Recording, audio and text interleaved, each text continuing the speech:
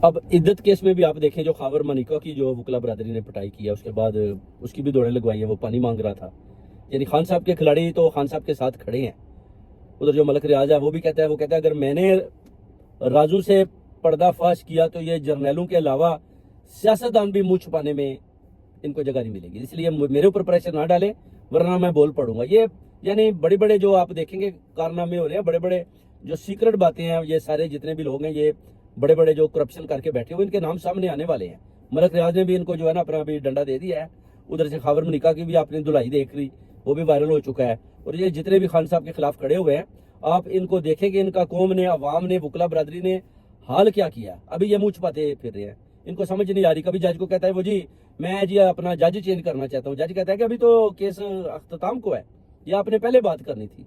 मगर खावर मनिका को पीछे से जो हैंडलर है वो कहते हैं जी कि आप ये जज तो इमरान खान को बरी कर देगा।